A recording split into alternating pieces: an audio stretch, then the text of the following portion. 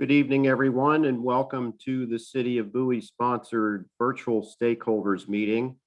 This is a stakeholders meeting that is being held to discuss the Bowie Marketplace Consolidated Storage and Car Wash Project.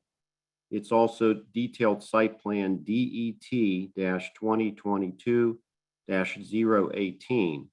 I'm Joe Minert, the City of Bowie Planning Director, and I will be here to moderate this meeting. The property, as you know, is located on the west side of Superior Lane, approximately 700 feet south of Maryland Route 450. It's in the rear of the Bowie Marketplace Shopping Center behind the Harris Teeter Grocery. The applicant is Berman Enterprises. Before we begin the presentation, I have a few things, points of information that I'd like to share with the stakeholders in attendance. We will do this meeting in listen-only mode for you. The way that you would participate would be to ask questions using the Q&A function. We do not respond to raised hands. This meeting is being recorded and it is available to the invitees only those people who have registered for the meeting. We're going to make the recording available on the city website as well as the city's YouTube channel. And that information should be up there very shortly after tonight's meeting. There's a couple of points of information I'd like to go over just for background purposes, just to take a few minutes to talk about these things that are relevant to this application that's before you. The proposed use is consolidated storage. Consolidated storage is a permitted use. It's a permitted industrial use in the commercial general office zone. That means it's allowed without any type of special approvals. It's permitted by right. Also, a car wash is a permitted use. As commercial type use, it's classified as a personal vehicle repair and maintenance use in the county zoning ordinance. So both uses are permitted.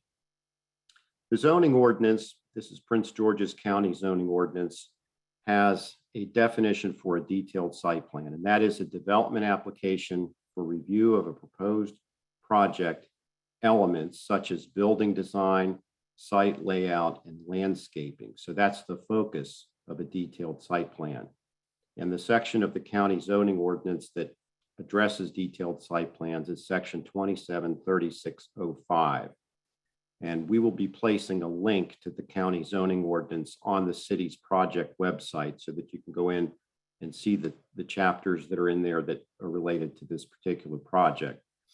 That section 273605 provides the requirements and procedures for a detailed site plan. The county planning board shall conduct a public hearing on the application and make a decision based on the decision standards found in section 273605E. And we've posted those standards on the city project webpage. You can go there now and look at those standards. The applicant or any aggrieved person may appeal the decision of the planning board to the county council, which is known as the district council. In addition, the district council may elect to review the planning board decision on the detailed site plan. So those are appeal stages that would follow the county planning board's action on the case. The decision standards, as I mentioned, for a detailed site plan are really what's at the crux of this review. And the most relevant standard, there are 7 of them, but the most relevant one that applies to detailed site plans is the first item, and it states the proposed development represents a reasonable alternative for satisfying the applicable standards of the zoning ordinance without requiring unreasonable costs and without detracting substantially from the utility of the proposed development for its intended use.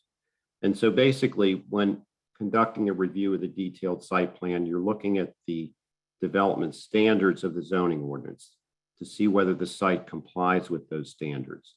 Those standards include things such as access, mobility, and circulation, parking and loading, open space set-asides, landscaping, exterior lighting, industrial form, neighborhood compatibility, and signage. These are all items that are detailed in Part 27-6 of the zoning ordinance.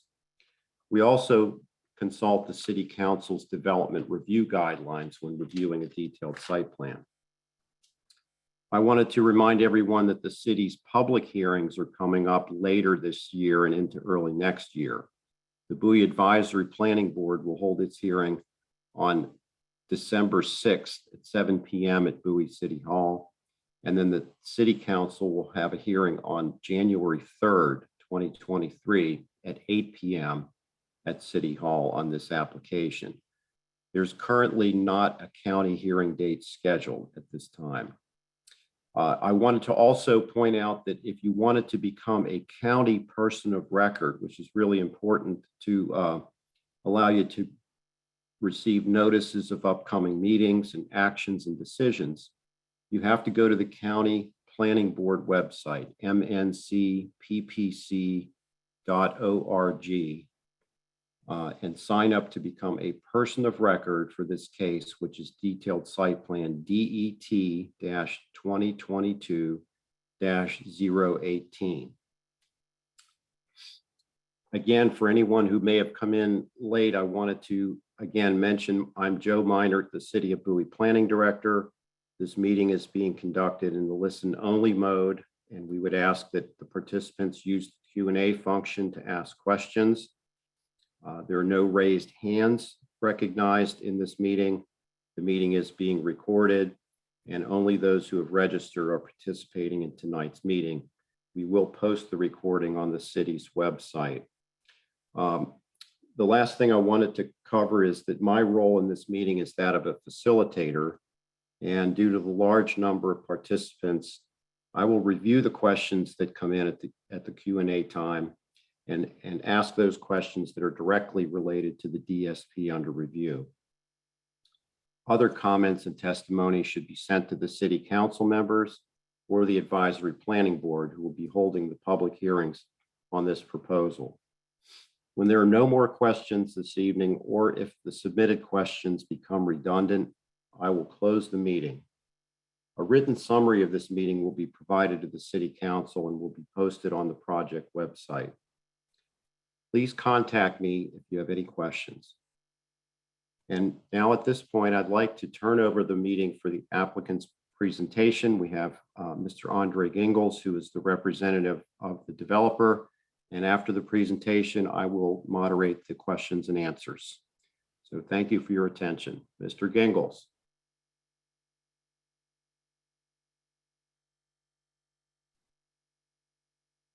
You need to unmute your microphone. Okay, sorry about that. Good evening, and thank you again for having us. I just want to make just a brief overall statement about Bowie Marketplace, which the Bermans, as many people know, it was an existing mall which was torn down, and the Bermans commenced some redevelopment of the mall, probably working with the city of Bowie over about 6 years ago, resulted in the new grocery store and some other new tenants as well. Subsequently, we did work through the city to get a site plan approved for about 225 multifamily residential units in the rear of the building. There was a desire to see those units be senior living units. The reduction in the number made sort of going forward that project pretty difficult over time, such that we had the shopping center that we still needed to develop out fully in order to make it work and make sure that we didn't have vacancies occurring. Hence, we decided to look for some additional uses, and the two uses that Mr. Minert mentioned earlier are both uses that are allowed in the zone. And so we've decided to put forward this site plan in order to move forward with those uses. With that, I'd like to turn it over to Mr. Tom Zoller, who will take us through the site plan. Excuse me, Tom, could you make the screen a little bit bigger? We're getting questions from people they can't see. Okay, is that better? Yes, that's better. Thank you. Okay. All right, thank you, Andre. I'd like to start with the existing conditions. This is on the south side of the Bowie Marketplace Commercial Center. our property is outlined in red, and it is comprised of approximately 4.9 acres and is zoned CGO, which is general or commercial general office. As you can see, it's mostly comprised of existing parking for the center, as well as a green pad site that was previously used in a previous design. And there's single family detached residential to the south, Superior Lane to the right, shopping center to the north, and Sage Lane and the park to the west. Okay, so our proposal, as stated, consists of a consolidated storage facility and a drive-through car wash. The consolidated storage facility will be built in 2 phases. Phase 1 is going to be approximately 210 by 210 feet and will be 3 stories high. Phase 2 will be approximately 170 feet by 210 feet and will be 4 stories for a total of 275,000 square feet. The drive-through car wash is 4,500 square feet and is located parallel with Superior Lane. The existing facilities and access will tie into the end of Sage Lane as well as Superior Lane and the interior drive circulation through Bowie Marketplace. Water and sewer will tap into existing utilities that are located on site. Stormwater management will be handled by microbiome retention facilities, and the buffer yards, which will be between the proposed development and the existing single family detached, as well as the park to the west, will be planted in accordance with the park and planning regulations. The buffer yard will be between 30 and 40 feet, and on the park side, it will be approximately 35 feet. These are photos of the existing buffers as they exist today, and with our proposal, they will actually be expanded between 5 and 15 feet.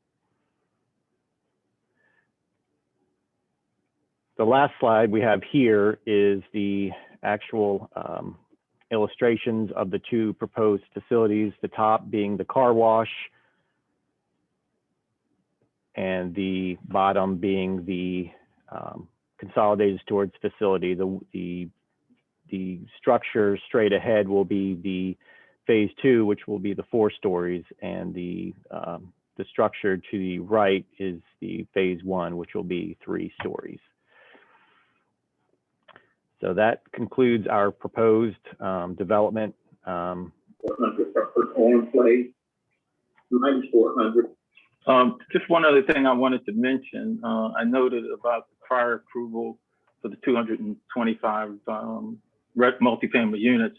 They were approved at about 3 and 4 stories. And one of the things we attempted to do was to match our existing proposals so that we basically stayed within the limits in terms of heights and setbacks and so forth of the prior approved DSP. Yes, and actually our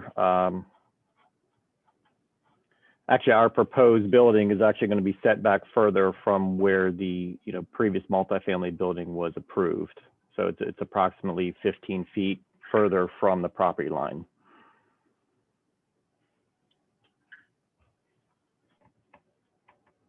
Okay, I think I can jump in here now and ask some of the questions that have come through. And again, to our participants, if you do want to ask a question, please use the Q&A to type your question in, and I will read the questions that pertain to the detailed site plan.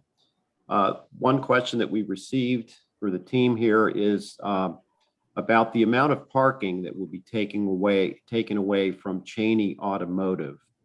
And has Berman met with Cheney to address their needs? And if so, or if not, why not? And what is the plan to address the parking for that site? Well, we had excess parking to begin with. And the amount of parking that we need for the two uses, we believe will be sufficient, actually more than sufficient for the center. The use is sort of offset, particularly in the area of the consolidated storage. Those are uses where people are coming at varying times. With regard to the parking that's near the car wash, people don't really stay for long periods of time. They're more so in the line, and so that parking is, for the most part, the workers that are there. So we have sufficient parking for the site. Okay, thank you for that answer. One of the questions that I know the community was concerned about was if anything would happen to the park adjacent to the property. I guess it's Acorn Hill Park. Is there any response you have for that? Nothing that we're doing modifies the current use of the park. Okay, next question. What are the hours of the car wash and how much noise will it create?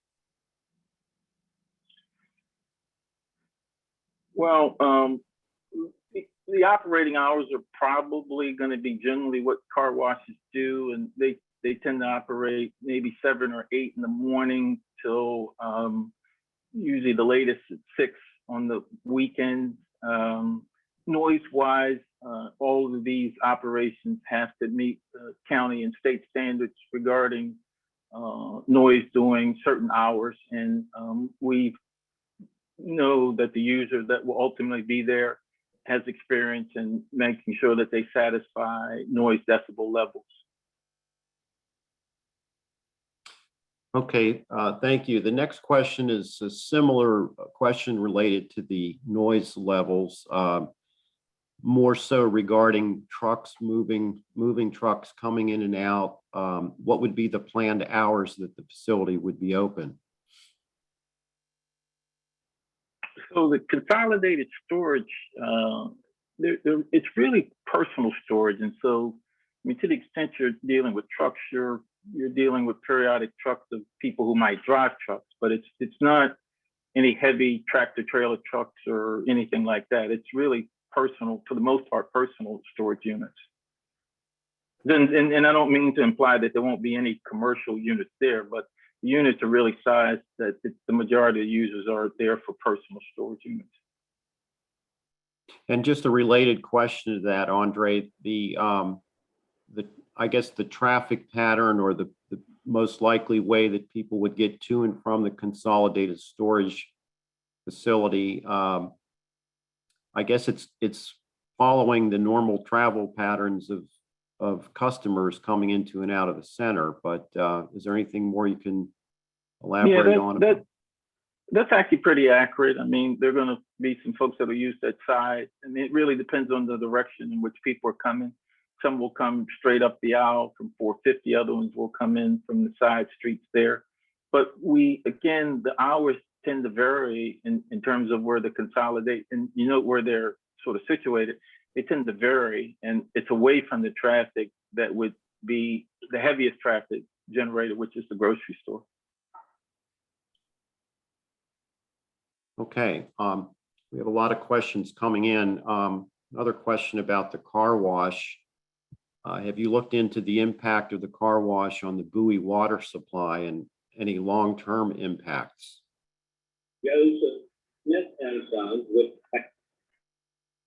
Well, we don't necessarily, I don't know that we've done a study, but when you go for your permits through WSSC, there is water and sewer for the site. It is the site is zone commercial general office, and so there's an expectation that as you look at those kinds of uses, it does have the ability to provide whatever water and sewer is necessary, given the variety of uses that are allowed in commercial centers. So we don't expect that to be an issue, but there is a permitting process that folks go through for those uses when they are ready to move forward with water and sewer, and that is based on WSSC determining that it's adequate. And the city also has a permitting process because it's the city's water system. So that'll be examined much more closely at the time the connections are required. I'd like to ask the question about the total distance between the storage facility and the storage buildings. I guess the question is really about the height of these buildings relative to the houses behind them. And I mentioned some of the site plan standards in the zoning ordinance, and the county does have a new zoning ordinance now that has more stringent requirements than previously. And some of that relates to neighborhood compatibility. So Andre, could you talk about the distance between the storage facility and the surrounding development? Tom, I'm gonna ask you to handle that one. You have those distances more accurately. Yes, the distance from the property line where the existing 6-foot high fences to the proposed building would be 62 feet. That includes a 35-foot buffer area, 22-foot drive aisle, 5-foot sidewalk. So that totals 62 feet from the property line. And looking at this site plan, the distance to the rears of the single-family detached, look probably between 75 to maybe 80 feet. So together, you're probably talking about 140 feet approximately.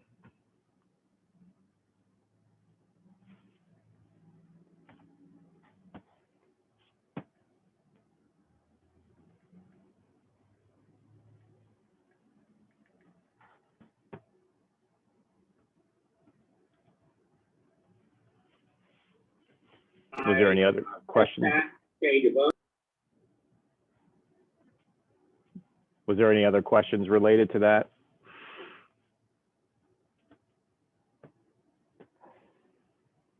Also, right from the beginning, the appeal.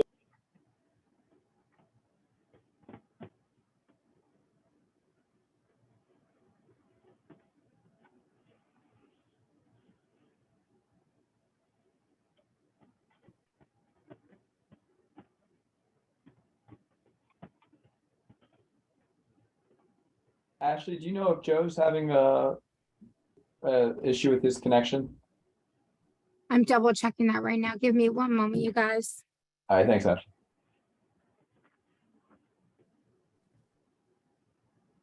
Okay, my microphone was muted. That's what happened. Are we back? You're clear to go ahead, Joe. Okay, yeah, what I was talking about was a few questions that came in about traffic impact. And I know that the zoning ordinance does not really require off-site analysis like you would do as part of a preliminary plan of subdivision, but the zoning ordinance does deal with on-site traffic circulation. So the question, I guess, is will any of the existing entrances and exits be modified? And if there was any other traffic analysis, I know that the zoning ordinance requires you to look at circulation as the site plan is being drawn up. So could you respond to those couple of questions related to the entrances and exits and traffic flow?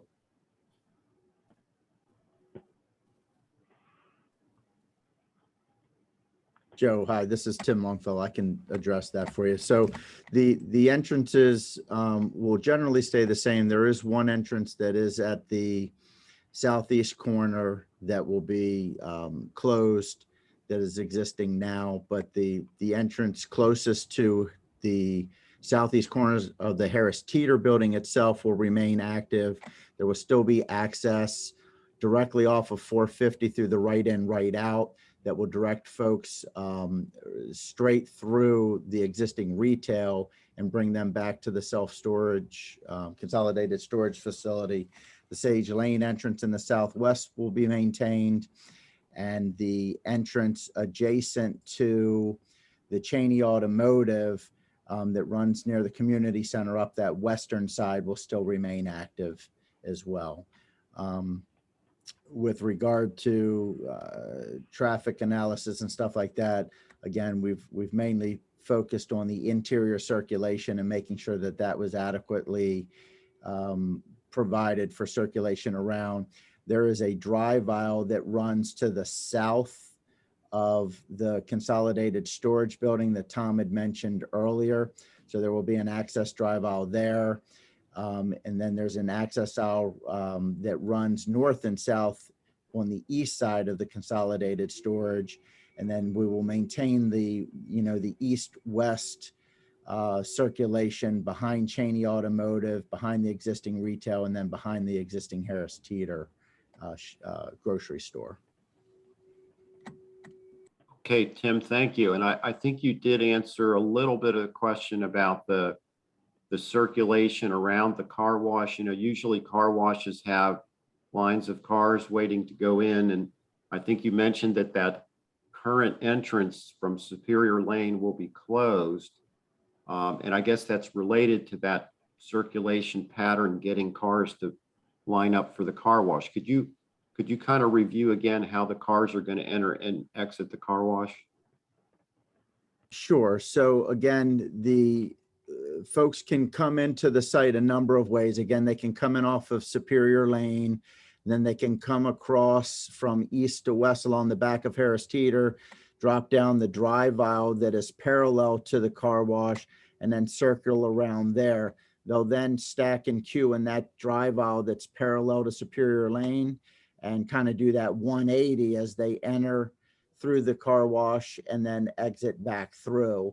And then once they come out, there will be some parking stations that would allow the normal, interior vehicle maintenance, for folks to dry off their car, empty trash and things like that. We've got a dumpster there just to the northwest of the building. And, and then there's some general parking between the consolidated storage and the car wash, that Andre had alluded to earlier that'll be provided. Okay, thank you for that explanation, Tim.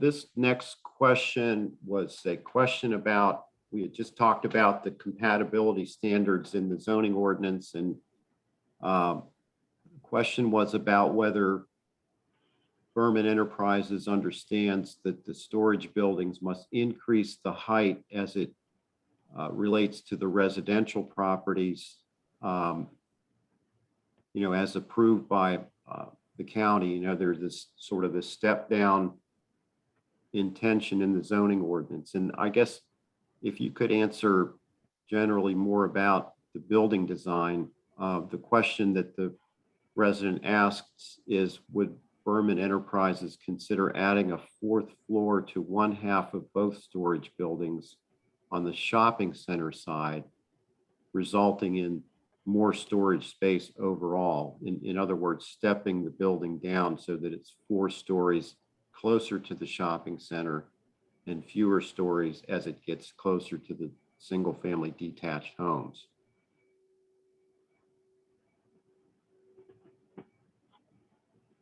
So number one, are you aware of the requirements in the ordinance for neighborhood compatibility? And would you consider the type of design that I just described? Joe, I'll tell you, we're Go ahead, Andre. Go ahead, Tim. No, go ahead, Tim.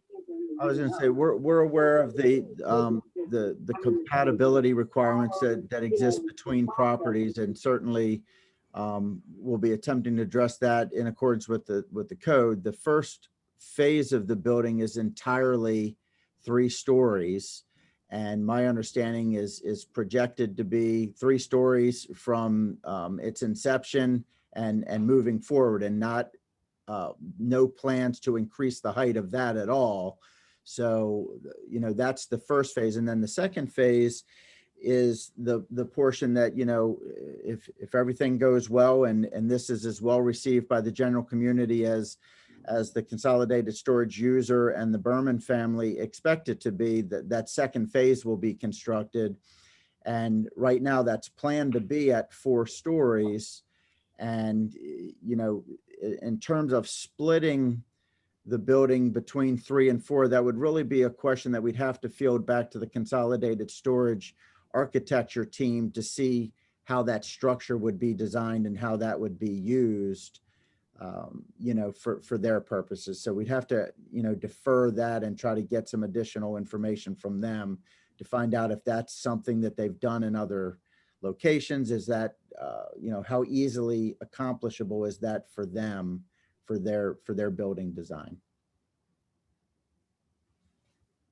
Okay, and Yeah. I know, yeah, I know that you're early in the process, so maybe that is something that could be further investigated. And Andre, did you have something else? I was just going to say, given that we're in the center, we definitely want to make sure we're compatible with the other uses in the center, and would look to be as compatible as we could with the rest of the neighborhood as well. Okay, and a related question was, will the facade on the backside look the same as that shown in the front?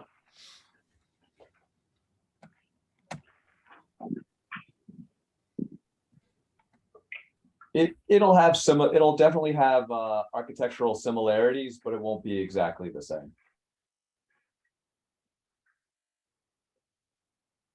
Okay, when we get the DSP drawings, we'll be able to look at those elevations and we'll be able to see whether it's got that type of variety to it. So Absolutely.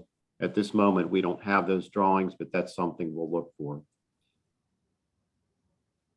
Okay, the next question is, where's the proposed entrance to the storage units?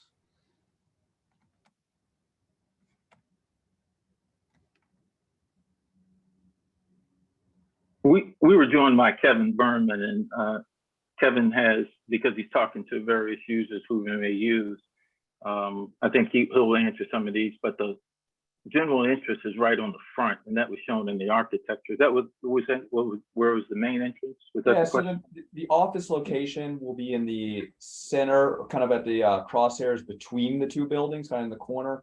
And then the main access points into the building itself will be kind of at the center of each section, and then the left and right sides of the building.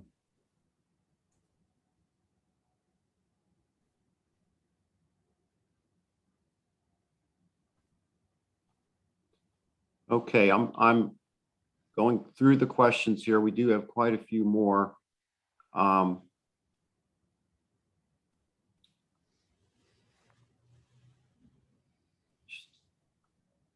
Some of these questions that residents are asking have to do with the need for the facility, and maybe Kevin, you might want to just touch on that. It's not a requirement of the detailed site plan approval process, but there is a lot of Yeah, I'd be happy to touch upon it. Sure. So when it comes to the consolidated storage, we've been speaking to a variety of national operators, and from, and there with the national operators, they do a lot of research on their own facilities as well as facilities they manage, as well as their competitors' facilities. And from all of the, from what we're seeing is there's a lot of the national operators, there's candidly a lot of interest from them for this site. So from us, we see this as there's a couple different people who are very interested, who want it, who are in the marketplace. They understand what the rents are and what the demand is. So for them, they see this as a really great location. And it really, candidly, it speaks to the strength of the Bowie community. And then the second thing with the car wash, this is a regional and growing franchise that's looking to put a presence here. And again, from the market studies they've done, they've seen a lot of opportunity in the Bowie community for this style car wash, where it's for them, they have the a la carte and they have the membership structure. And so for them, they really like the Bowie demographics and the Bowie, just the flavor of the community for their product, for what Tommy Car Wash has to offer. Okay, thank you, Kevin. Now a different question. Have you analyzed crime incidents around storage facilities, and what level of security would be in place? from our point of view, safety is kind of one of the critical elements of consolidated storage is creating a safe environment. So a lot of what we get, the primary ways we create that is through correctly lighting, which isn't too much light, but is make sure you have enough light. Television, cameras, CCTV, as well as access control to the perimeter of the facility. Okay, thank you for describing that. We have a few more questions that are related to understanding the total elevation of the 4-story high building relative to the residential units on the adjacent streets. Is there a way that you could, I guess, describe in relation to those buildings as well as in relation to the existing shopping center? Will this building be taller than the buildings in the existing shopping center?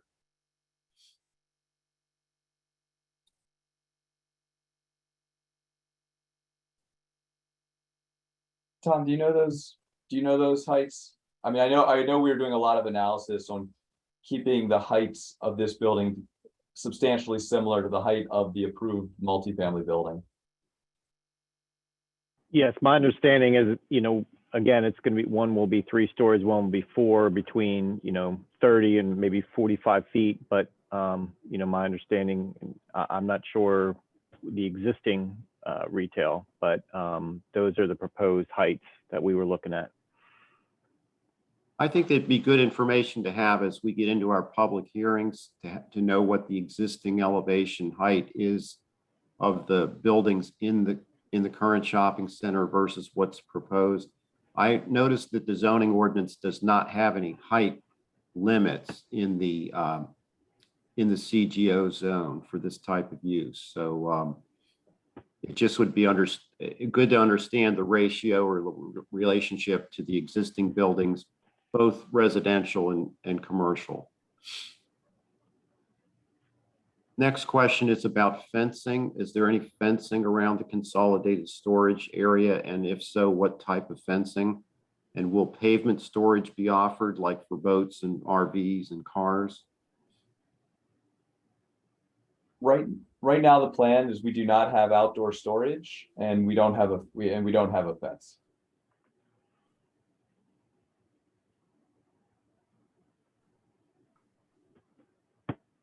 Okay, so outdoor storage is not part of the concept, or it's not.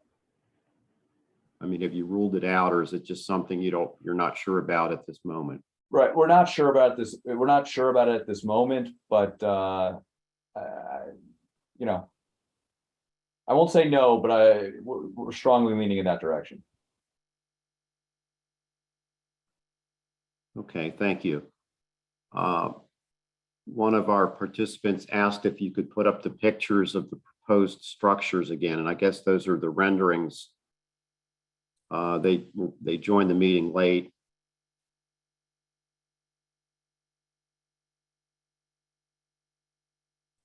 Okay, maybe it would be helpful if you could discuss each of the buildings a little bit more relative to what we're looking at on these pictures. So the top picture is the Tommy Car Wash prototype with an enclosed washing facility. This is the building that's going to be located on the eastern part of the site. Wait, hold on. I'm always mixing up my north, south, east, and west. On the edge of the site. And then when it comes to the self-storage, you'll see that there's a 2-story, a 3-story, and a 4-story segment. The 3-story to the right is phase 1, with the center feature being built as part of phase 1 that'll have the office located in it. And then the larger section would be phase 2, the 4-story. And the intent is to kind of use comparable materials to the shopping center, so it looks like they were built in concert with one another. Matching bricks, using ephes colors that are going to be taking design notes from the shopping center.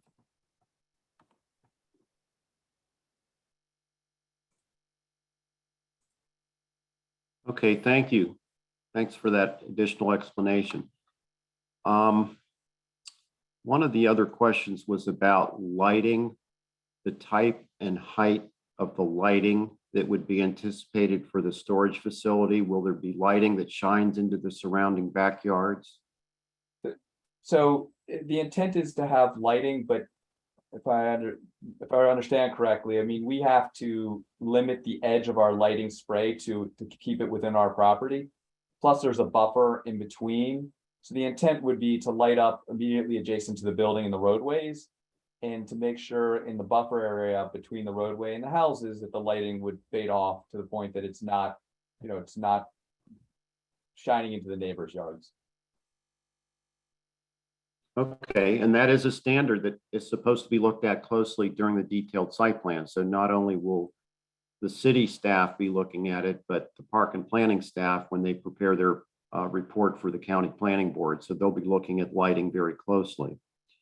Hey, Joe, Yes. if I could just interject real quick, I did a calculation on the distance from the proposed building to the existing single family detached, and it's really between 180 and almost 200 feet. So just to give a little bit of perspective of how close this building will be to those existing houses, it's between 180 and 200 feet. Okay, thank you, Tom. There was a follow-up to the security question asked earlier. Do storage facilities typically require police patrol in addition to security cameras and the lighting to deter crime? We in our analysis and review, we haven't seen that as a requirement.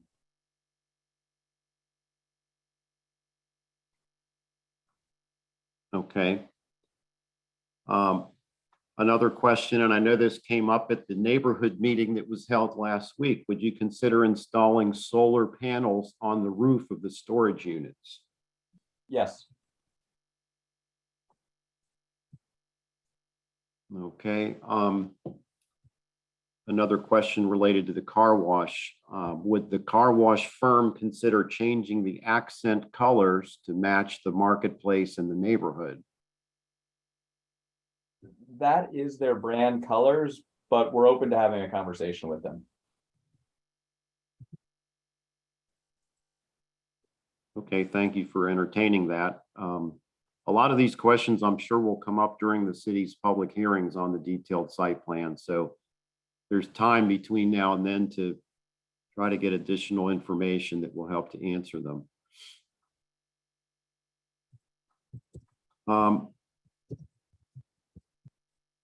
One of the other questions about parking, I know we had talked about the Cheney tire parking, and there were a number of questions about that, and not quite sure whether, I think it was Andre that gave us a general discussion about how the site lays out in relation to the parking. But one of the other questions that came up from the residents was looking at how the loss of parking might affect the park and planning community center. So it's really two questions. One is that we know that Cheney is using a lot of those spaces, and even though they may be surplus spaces for the center, it is something that's being used in relation to their business. And likewise, if that parking needs to shift around towards the community center, then you end up having a loss of space available to the community center. So do you have any other thoughts about that, or can you try to answer these couple of questions as well?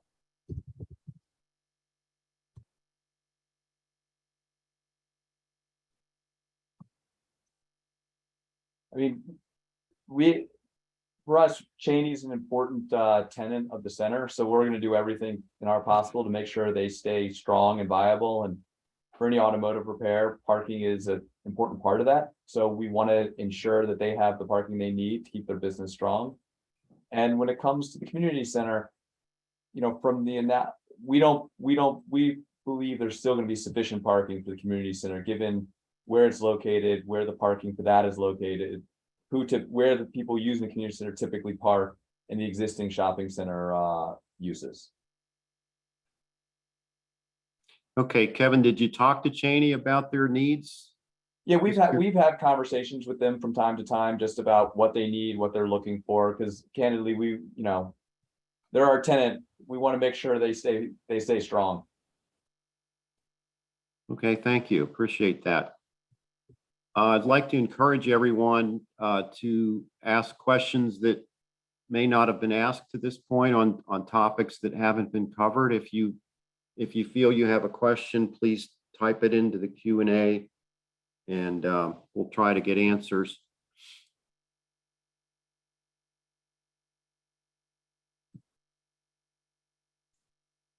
I know that there are a number of questions that are coming in about impacts on city streets. I had stated earlier that the detailed site plan guidelines do not require an analysis of the streets, that it's really an on-site circulation test in the zoning ordinance. In that section 27.6 of the zoning ordinance, it talks about circulation, access, and mobility. And they're talking about on the development site itself. So that is the standard for detailed site plans. And I wanted to just make sure that was clear to people who are asking these questions about street impacts. And I would note as well, there's amount of square footage that can be developed for various types of retail at the center. And essentially, we expect that these uses would probably generate less than certain other retail uses that could be also developed as permitted uses under the center. So no additional impact other than what was expected on the development of the shopping center of the size that we could do. Okay, thank you, Andre. That's a good point. That consolidated storage is a low traffic generating use, certainly lower than straight retail commercial square footage. At this point, I'm not seeing any new topics or new questions that we haven't already covered. And usually when we get to that point in the meeting, when the questions start to become repeated, we kind of go towards the end of the meeting and start to close it out. I'd encourage you, if you had any additional questions for the participants, if you've had anything you wanted to bring up that hasn't been discussed, we can ask those questions. Here's one related to the parking lot for the team. Would there be an option to make the smaller building in phase 1, which would not interfere with the parking on the west side? And if it proves viable, then the second phase could be built. So it's kind of looking at the staging of the project, but in relation to preserving the parking that's there on the west side of the site. Is that something that that you all have a response to?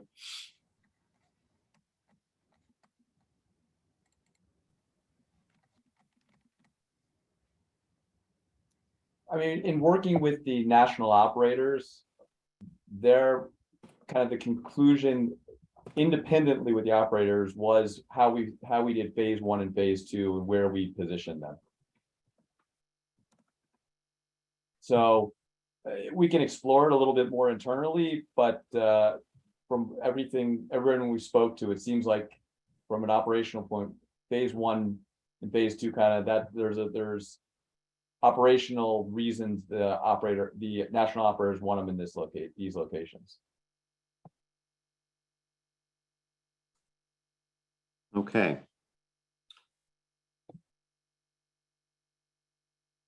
All right, I don't see any additional questions of a different nature that we didn't really cover. What I'd like to do is be able to give the development team a couple minutes to sum up or say anything that you want to say at that point. But before I do that, I wanted to remind everyone that the city hearings are not until December 6th at the Bowie Advisory Planning Board. And then the January 3rd is the first city council meeting in January. That's at 8 p.m. at City Hall. So those are both opportunities for the public to come out, speak during the public hearing session. You can ask whatever kinds of questions or provide whatever kind of comments and testimony you'd like during the hearing. And then the county hearing, as I said, is not scheduled at this point, but it might be helpful if the development team might give us a better idea of the window of the county hearing schedule. And also I wanted to reiterate about becoming a county person of record. And if anyone has any questions, please contact the planning department here, and I'd be happy to help you out. So with that, I'd like to have the development team summarize or close out the meeting. And Andre, are you available to do that?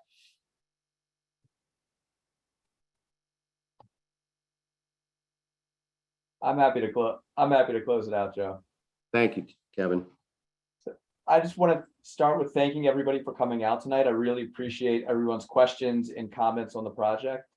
We've got a handful of questions that you guys have posed to us that we can kind of go back to our drawings and go back to our different operating partners to follow up with. And I look forward to meeting everybody in person at our first in-person hearing in December. And thank you, Joe, for setting this up, and Ashley, the city of Bowie. This has been very helpful for us. Okay, yeah, we appreciate your cooperation, Kevin. And these types of stakeholder meetings are designed to just get questions out there so that you can get your thought process going, and let you all know what the community is concerned about. And it also gives the community some opportunity to really understand the proposal a little bit better, which I think we did do tonight. So we appreciate your time, and we look forward to working with you on this project. And for any other information, please, everyone on the line here, if you want to contact my department with questions, please feel free to do that. I'm Joe Minert, the planning director, and our information is on the city website. So I'd like to thank everyone for their time and their attendance tonight, and we will be in touch with you in the very near future. So everyone have a good evening. Thank you. Thank you, Thank Joe. you. Thank you, Ashley. Thank you all. Thank you. Information if you want. Thank you, guys.